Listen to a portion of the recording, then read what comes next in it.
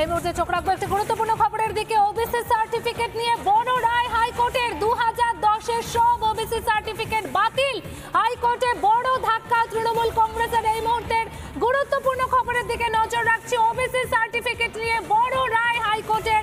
2010-এর সব OBC certificate বাতিল। Certificate নিয়ে বড় রায় হাইকোর্টের। আমরা কথা বলবো আমাদের প্রতিনিধি প্রিয়াঙ্কার সঙ্গে। প্রিয়াঙ্কা, 2010-এর সব ওবিসি সার্টিফিকেট বাতিল।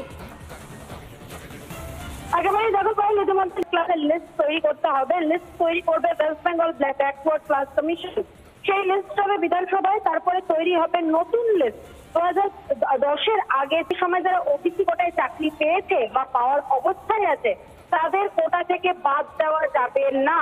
তাদের চাকরি কোনোভাবে এফেক্ট করবে না। অত্যন্ত গুরুত্বপূর্ণ বিষয়, অনেকেই মনে করতে পারে।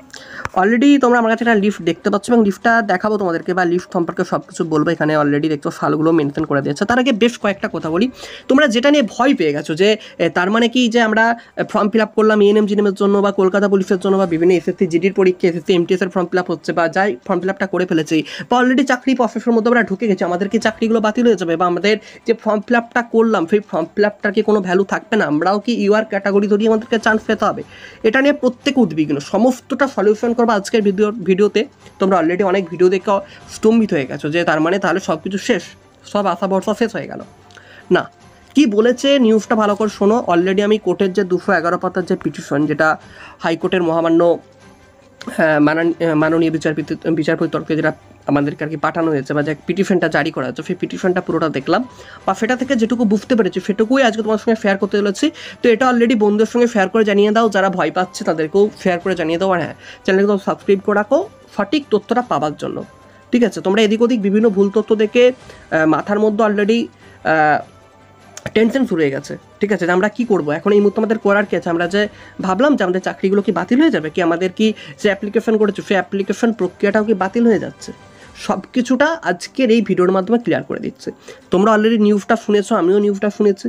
নিউজটা পড়ার পর অলরেডি কোর্টের পিটিশনটা দেখলাম বা বিভিন্ন দিক থেকে আরও প্রকার যে সমস্ত আপডেটগুলো পেলাম সেই আপডেটগুলো জানলাম, সেটাই তোমাদের সঙ্গে কিন্তু এখন শেয়ার করছে। ঠিক আছে, দেখো অলরেডি একটা লিস্ট দেখতে পাচ্ছ। এই লিস্টটা তোমরা দেখো, এটা হচ্ছে কত 1994 সাল থেকে লিস্টটা শুরু হয়েছে, যেখানে নেম অফ কাস্ট কিন্তু এগুলো কিন্তু ওবিসি কাস্টের মধ্যে। ওবিসি কাস্টের মধ্যে তোমরা জানো, দেখবে গোয়ালা থাকে, নাপিত থাকে, কুম্ভকার থাকে, ময়রা থাকে, কুমোর থাকে, বিভিন্ন প্রকার দেখবে মালাকার থাকে। ঠিক আছে, নাম তো থাকে, কুর্মি থাকে, কলু থাকে, তেলি থাকে, এরকম কিন্তু ওবিসি সার্টিফিকেটের মধ্যে তারা পড়ছে। কিন্তু ওবিসি রিজার্ভেশনের মধ্যে তারা যে পড়ছে, তো তাদের প্রত্যেককে কি বাতিল করা হচ্ছে না? তাদের প্রত্যেককে কিন্তু বাতিল করা হচ্ছে না। ভালো করে ব্যাপারটা, তাদের প্রত্যেককে কিন্তু বাতিল করা হচ্ছে না। অলরেডি 1994 সাল থেকে আমি যে লিস্টটা এখানে শুরু করি, তোমরা এখানে এই যে এইগুলোর মধ্যে যারা দেখো, কাপালি যারা রয়েছে, যারা বৈশ্য কাপালি রয়েছে, যারা কুর্মী রয়েছে, সূত্রধার রয়েছে, কর্মকার, কুম্ভকার, স্বর্ণাকার, তেলি, নাপিত, যোগী, নাথ, তারপর দেখো বারুজীবী, তারপর দেখো ময়রা, মোদক, যারা এইগুলো রয়েছে একদম দেখো না এখানে তোমাদের মধ্যে আছে কিনা দেখো, সারক, যোগী, তারপর দেখো নিম্বাং, সাপুং, তারপর দেখো তুরা, কাহার, বেটকার, তারপর দেখো ভুজাল, এই যে বিভিন্ন ওবিসির মধ্যে যে ভাগগুলো রয়েছে এদের মধ্যে যারা রয়েছে আর কি। ঠিক আছে, তারপর ধরো ধুনিয়া, ভার, তারপর দেখো লাহেরা, এর মধ্যে যদি কোনো প্রকার কেউ কাস্টের মধ্যে যদি পড়ে থাকো, ঠিক আছে, যারা কেউ পড়ে থাকো তারা কিন্তু বাতিল হচ্ছ না, তারা কিন্তু বাতিল হচ্ছ না। ঠিক আছে, এই যে দেওয়ান এখান থেকে শুরু হচ্ছে, মানে 58 নম্বর যে লিস্টটা তোমরা দেখতে পাচ্ছ 2010-এর পর, মানে 2011 সালটাই যে দেখতে পাচ্ছ, 2011 সাল থেকে যারা রয়েছে তাদের কিন্তু এখান থেকে লিস্টটা শুরু হচ্ছে। মানে তাদেরটা কী হচ্ছে, তাদের রিজার্ভেশনটা বাতিল হচ্ছে। এবং এই যে পাহাদিয়া মুসলিম, তারপর হাজাম মুসলিম, তারপর দেখো চৌধুরী মুসলিম, নিকারি মুসলিম, মাহালদার মুসলিম, বিশেষ করে কিন্তু যারা মুসলিম কাস্ট রয়েছে তাদের ক্ষেত্রে বেশিরভাগই বাতিল হয়ে যাচ্ছে। এবার কতজনের বাতিল হচ্ছে ব্যাপারটা ভালো করে শোনো। সব মুসলিম কাস্টের বাতিল হচ্ছে এরকম না, ভালো করে ব্যাপারটা শোনো।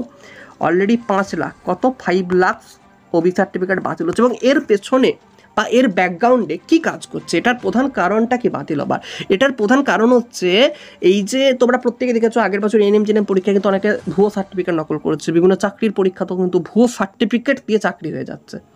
এর জন্যই কিন্তু অলরেডি কোর্টে একটা কেস হয়েছিল যে কোথাও একটা কারো ভুল ঠিকছে, কেউ এই কেসটা করেছিল, কারো কোথাও ভুল মনে হয়েছিল যে কোথাও চাকরির ক্ষেত্রে এই সংখ্যালঘু যেটাকে করা হয়েছে সেটা দেখা যাচ্ছে যারা ইউআর ক্যাটাগরির মধ্যে পড়ছে, যারা অলরেডি পাবার যোগ্য না, তাদেরকেও নাকি টাকা খাইয়ে বা একটা দালাল চক্র কাজ করেছে এবং সেখান থেকে টাকা খাইয়ে এই রিজার্ভেশনগুলো করে দেওয়া হচ্ছে এবং তারা অলরেডি যারা 5-10 নাম্বার কম পেয়েও চাকরি পেয়ে যাচ্ছে।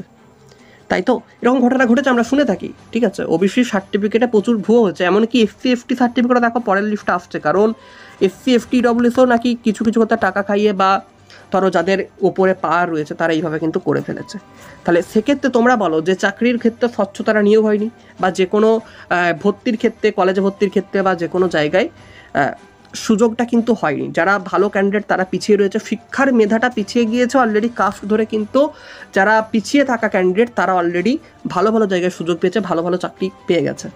কিন্তু তারা যে পেয়ে গেছে তাদেরটা কোনোভাবে বাতিল করা হবে না, এটা ভালো করে শুনে রাখো। যারা অলরেডি কলেজে পড়ছে 2010 থেকে 2024 নতুন করে যারা ওবিসি লিস্টের অন্তর্ভুক্ত হয়েও যারা অলরেডি কিন্তু কলেজে চান্স পেয়ে গেছে বা যারা ধরো চাকরি পেয়ে গেছে, তাদেরটা কোনোভাবে ক্যান্সেল হবে না। তারা যেমন ছিল তারা অলরেডি তেমন পর্যায়ে রয়ে যাচ্ছে, তাদেরটা কোনোভাবে কিন্তু বাতিল করা হচ্ছে না। ক্লিয়ার করতে পারলাম? এবার দেখো তাহলে বাতিলটা হচ্ছে কারা। অলরেডি হাইকোর্ট থেকে এটাও বলে দেওয়া হয়েছে যারা বিধানসভা, কি বললাম, যারা বিধানসভা থেকে এরপর ওবিসি সার্টিফিকেট বানাতে হবে, ঠিক আছে। বিধানসভা যাদেরকে ওবিসি ক্যাটাগরির মধ্যে রাখতে চাইবে তারাই হবে। কেউ কোনোভাবে জাল সার্টিফিকেট বের করতে পারবে না, সেটা এসসি হোক, এসটি হোক, ওবিসি হোক বা ইডব্লিউএস হোক, যে কোনো ক্যাটাগরি। এটা কিন্তু আস্তে আস্তে দেখো, তুমি দেখো পরের নেক্সট রায় কিন্তু এটাই হবে, আমি বলে দিচ্ছি এটা নেক্সট রায় হবে। ওবিসিটা যখন ধরতে পেরেছে বা ওবিসিটা যখন বাতিল করেছে, পরবর্তী নেক্সট রায় কিন্তু এগুলো হবে, দেখে নিও। তো ওবিসিটা এর মানে বাতিল হয়ে যাচ্ছে না। যারা অলরেডি চাকরি পেয়ে গেছে 2010 থেকে 2024 মধ্যে, যারা অলরেডি প্যানেল লিস্টের নামও আছে, যাদের দেখবা ধরো ইন্টারভিউ হয়েছে, যারা দেখবে চাকরি পেয়েছে, তাদেরকেও চাকরির আওতায় রাখা হচ্ছে। ভালো করে ব্যাপারটা শোনো, তাদেরকে চাকরির আওতায় রাখা হচ্ছে। তারা কোনোভাবে 2010 পরে হোক, 2012 পরে হোক, 13 পরে হোক, যখনই তারা ওবিসি সার্টিফিকেট পাক না কেন, তাদের যেমন ধরো এই যে 2014 সালে যদি কেউ ধরো সার্টিফিকেট দেখে চাকরি পায়, যেমন ধরো নিকারি, কান, টুটিয়া, গায়েন, বেলদার, খোট্টা, এরা কিন্তু প্রত্যেকে চাকরি কিন্তু রয়ে গেল।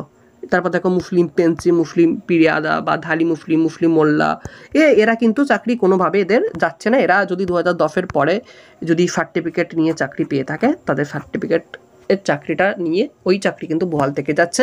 বা যারা অলরেডি চাকরি পেয়েও গেছে, তুমি ধরো একটা সুযোগ পেয়েছো, কোনো কলেজে পড়ছো, 2010 সার্টিফিকেট অনুযায়ী, ক্যাটাগরি অনুযায়ী, 2010 যে ক্যাটাগরি সার্টিফিকেট সেটা অনুযায়ী তুমি চান্স পেয়েছো, তোমারও কিন্তু পড়াশোনাটা ওই ক্যাটাগরি চান্স, মানে যেটা চান্স পেয়ে সেটা কিন্তু কোনোভাবেই তোমাকে কলেজ থেকে সরিয়ে দেওয়া হবে না, তুমি যেমন পেয়েছো ওটাই থাকলো।